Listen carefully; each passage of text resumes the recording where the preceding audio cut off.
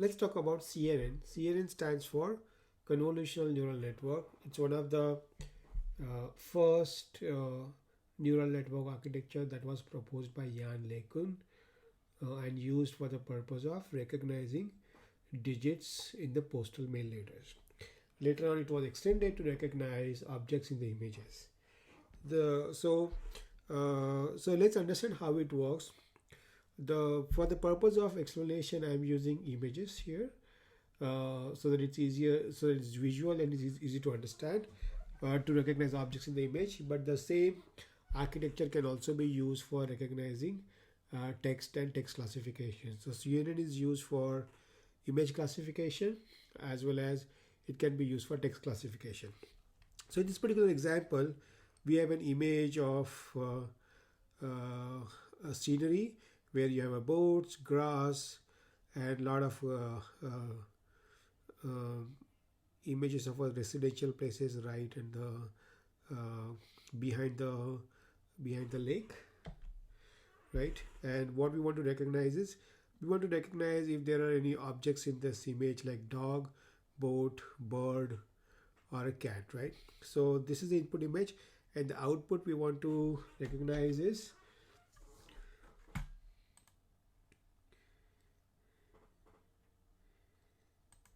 output we want to recognize is uh, whether uh, whether there is any dog is present, cat is present, boat is present, or a bird is present with certain probability, right?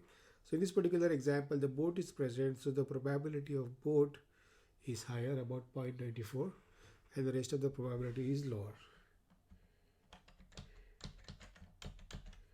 Okay, so the way it works is what we do is initially we create a list of kernels, also called as a convolution filters. So those filters are there. Those are basically filters of the smaller size, let's say 5 by 5, 7 by 7, and we and there are several such filters. What we do is we convolve these filters with the original image, where we slide using the sliding windows. We take the element wise multiplication. We take a smaller subset. Let's say the convolution filter size is 5 by 5. What we do is we select the 5 by 5 size of an image, then convolve this filter. The convolution operation is nothing but element wise multiplication of each element of this uh, matrix here into this, right, into with this kernel filter, and then you take sum of that. That's a convolution operation. So there are several such filters that are used. So the intuition behind this is we want each filter to recognize a certain characteristics of the image. Like one filter could be used to recognize the edges in the images, other filter could be recognized to use the higher level objects and things like that. So the first level convolution filter just recognizes very basic elements. For example, edges. One filter could be used to recognize a vertical edge, other filter could be recognized to use diagonal edge, other filter could be recognized to use the horizontal edge and things like that. Then we do then we do a pooling operation where we retain only the most important information and ignore the least important information, right? Then we just stack these operations. We again convert another set of filters to learn a little bit higher level of features. So the first convolution learned about the edges. The second convolution can learn about higher level objects, right? Let's say it can learn about the water, or it can learn about the individual colors and things like that, right? So again, we keep stacking those elements and hierarchically learn the features. So the first layer learns edges, second layer learns color. There could be another layer that could learn the objects like boat and cars and things like that, right? So we stack together this convolution layer to learn the features in a hierarchical manner. The convolution layer at any stage uses the layers behind to learn from those layers. So hierarchical learning happens in this particular case. And the last layer here which is a fully connected layer, which is nothing but multi-layer perceptron, and this does the classification. The purpose of this is to do the classification into these individual categories. Right, so this is how the convolutional neural network works, and the ReLU function is basically a rectified linear unit. It is used for eliminating the negative values, only retain the positive information. Let's look at this more visually. So here, let's take example of a car. We want to recognize the car as it passes through multiple convolution layers. As you can see, the first convolution layer learns about few edges, right? Then the ReLU is used to retain only positive information and forget about negative information. The next layer of convolution layer again learns about few other properties of this image based on the previous convolution layer, and then we just keep stacking this convolution layer one after another till it learns more and more about the higher level features from the lower level features, and finally we pass it through a fully connected layer where it recognizes the objects. Let's look at another example. Here is an example where we recognize the face. So we start from the bottom to top. So the first layer, layer 1, recognize the edges of in the image, like diagonal, horizontal, vertical, all the edges it learns. Second layer, it learns the parts of the faces, right?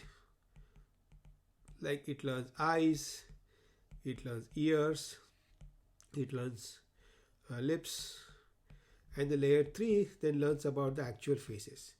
So as you can see, this is what is called is the hierarchical learning, and that's the main pivot or the main learning point of convolution layer.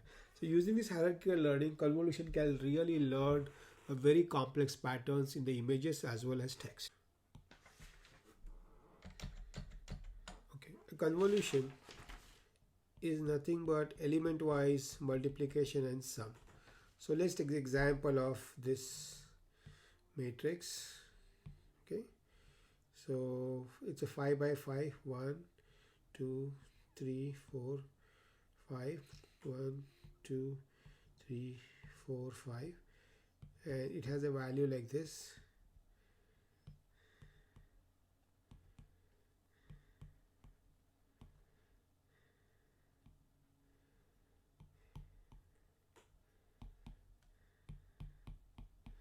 And we convolve with a smaller element wise multiplication, 1 0 1 0 1 0 1 0 1. This will give you output of 4 3 4 2 4 3 2 3 4. Okay, so what we do is so this is a smaller filter that we select. This is called a kernel, this is called input, and this is called output. So what we do is this kernel is 3 by 3, so we first select this 3 by 3 area here. Okay, then we multiply each element of the kernel with each element of input, and then we sum it and then give the output. So in this case here it will be 1 into 1 plus 1 into 0 plus 1 into 1 plus 0 into 0. So you just keep doing element wise multiplication, blah blah blah, and this gives us 4, right? So and then you do it. Once it is done, then you slide the kernel to the next 3 by 3 window like this, and then continue the process. Let's look at it more visually in the PowerPoint.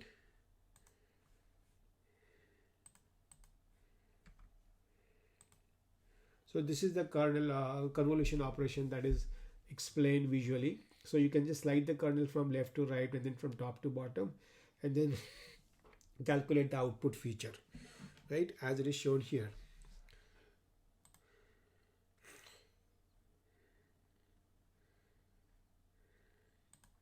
Right, so you can also see the convolution also results in a smaller matrix to reduce to make the input and the output of the convolution same.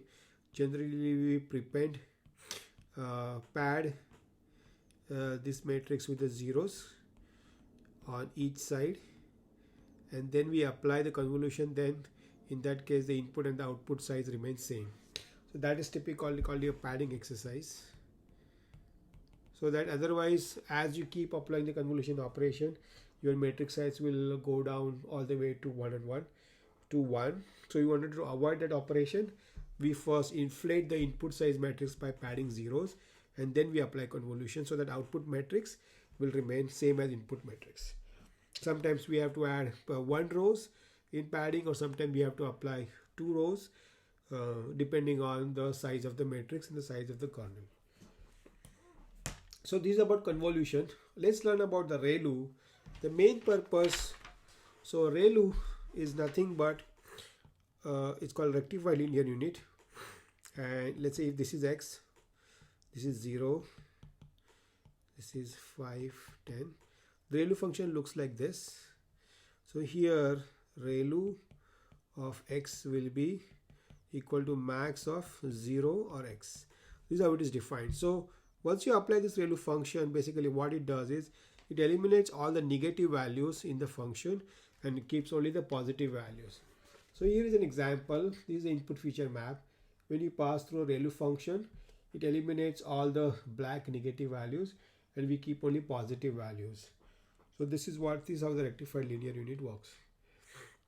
So after the rectified linear unit, the next operation what you saw was the pooling operation, right? So let's learn about the pooling operation.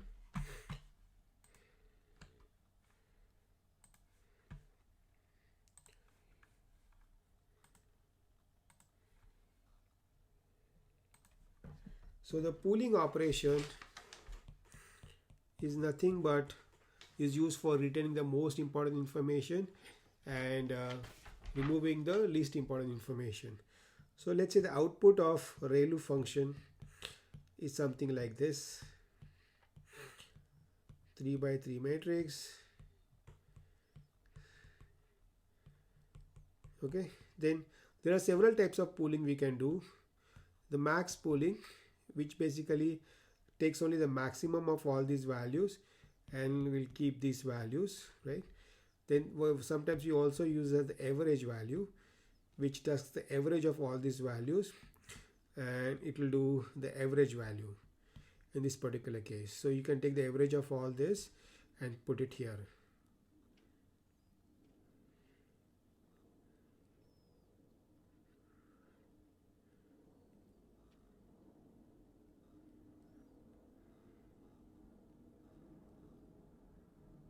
It's around 6.9, right?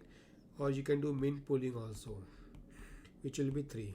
So the goal of the pooling operation is to just retain most important information, right? So for example, if this is happen to be an image in 10 pixels, maybe the pixels below certain values doesn't have, we don't care, we only keep the most important pixels and then we just use that over here. So this is how the pooling operation works. Another way to understand convolution is to look at visually how it applies to the image. So for example, here it's an image, right? So, and this is the kernel that can be applied to the image to see the output. So let's see, if you want to blur the image, you can apply this kernel and you can see the image is smooth. A blur kernel is nothing but you apply this kernel and takes the average of all the pixels. Then if you want to see the outline of the image, you apply this filter, which results in taking only the difference in the image pixel intensity. It highlights that. Similarly, you can look at Sobel operator to get other effects, right? Sharpen, then this is emboss. This gives you a 3D effect. So as you can see, by applying kernels, you can get much more interesting features. And this is all a convolution. So once after the convolution, so far, just want to go back to the original CNN architecture. You saw that we looked at convolution, we looked at ReLU, we looked at pooling. So we stack these layers one over another to learn the individual features in the image hierarchically. And the last layer is a fully connected layer which is responsible for the actual classification. So that is this layer, right? So this layer basically, as you can see, is just a multi-layer perceptron. The multi-layer perceptron, and it's fully connected layer that looks something like this.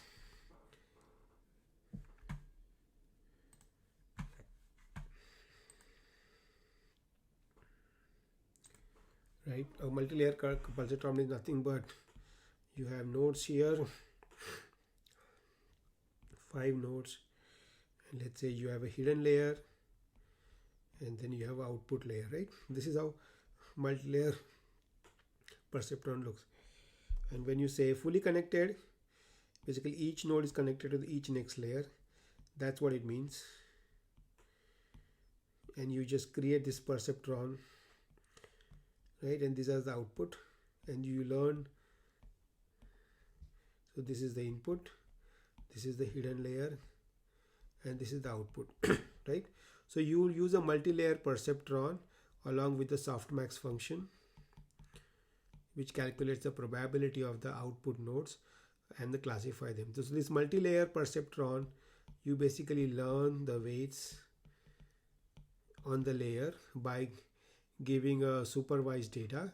And this multi-layer perceptron, basically what it does is it uses a supervised learning process where it learns these weights. Then it knows for a given image it's already classified into certain categories. Initially we randomly initialize these weights, then and let's say initially for the first few iterations the neural networks does a wrong prediction, but then it calculates the error and it propagates.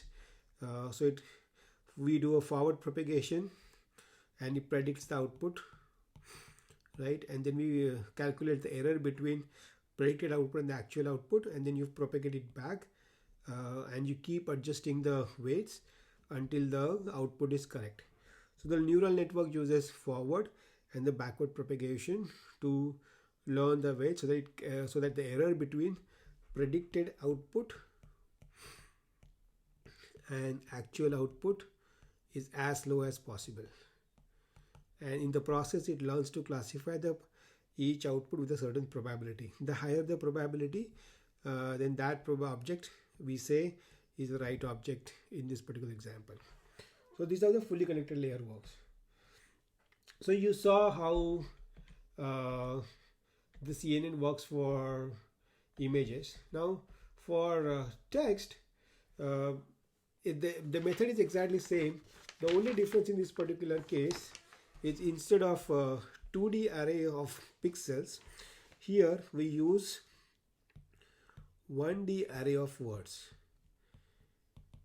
right? So in case of CNN, for text, what we do is we have words, right? Each training example is nothing but a sequence of words. So, and these are the embeddings, right? We calculate the embeddings of these words by using either globe, word2vec, BERT, fasttext. Basically the embedding is nothing but process of converting words into numeric vectors, right? And then what we do is we select a kernel and again convol to give the output, right? So let's take an example. So let's say we have the embeddings that look something like this. Let's say 1 3 3 0 1 2, and we have a kernel that something looks like this, 2 0 1. Then the output will be 5 6 7, and let's explain how. So what we do is, this is 3 by 3 kernel. So first we select these 3 embeddings, then we select this kernel and then do element wise multiplication. So 1 into 2 plus 3 into 0 plus 3 into 1, that gives me 5, right? then once then so this is then we put it here. So what we do is we multiply this with this, we multiply this with this, we multiply this with this, and then calculate this, right? Then we repeat the process. The next window that we do is from here to here, right? And then we keep repeat, and then we again calculate, then we again multiply this with this, we get 6. Then we select next window, which is from here to here, and then last window from here to here, and then calculate other two elements. So this is how we use convolution for text. So the process remains same, but here in case of 2D array, we just use a 1D array. So in case of text, instead of we call it as a 1D CNN process. So just like in images, the CNN learns the hierarchically learns to detect edges in the images. Also, it learns to detect the higher level objects like the parts of the face and then the face. In Word, basically it learns, in case of text, it learns the relationship between the words, right? So it is said that the words with a similar meaning quite often occur together, and we can say, like for example, if you want to extract the relationship between W1, W2, W3, we can learn by applying the filter, we can learn those features, right? And these features are learned by the convolutional neural network on the fly. It will start with random weights for this convolution filter, and then it calculates certain output. Of course it is wrong initially, but it calculates an error and keeps readjusting the weight until the filters are correct. So in the process, it learns this convolution filter with the proper weights, and each convolution kernel characterize a specific features of the text, in this particular text as well. So you can calculate how much word 1 and word 2 and word 3 are correlated.